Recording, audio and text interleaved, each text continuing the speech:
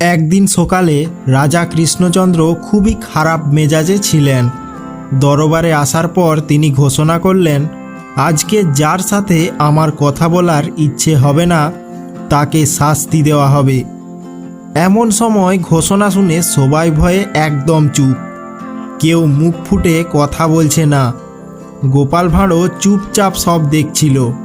কিছুক্ষণ পর রাজা বিরক্ত হয়ে বললেন, কি ব্যাপার, কেউ কিচ্ছু বলছো না কেন?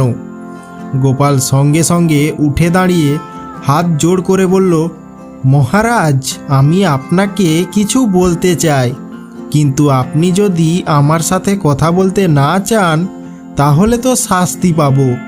আবার যদি কথা বলি তাহলে নিয়ম ভাঙা হবে না। রাজা একটু হাসলেন, তারপর বললেন, ঠিক আছে, বলো কি বলতে চাও।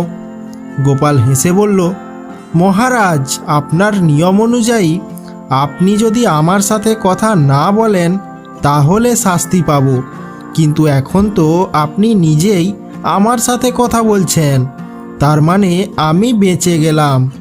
রাজা গম্ভীর মুখে কিছুক্ষণ তাকিয়ে রইলেন, তারপর হেসে উঠে বললেন, গোপাল, তুমি আমার রাগ নিমেষে উড়িয়ে দিলে, আজ তোমাকে পুরস্কার দিতেই হবে। সবাই হেসে উঠল, আর গোপাল মনের আনন্দে রাজদরবার থেকে 1 তোলে স্বর্ণমুদ্রা নিয়ে বেরিয়ে এলো।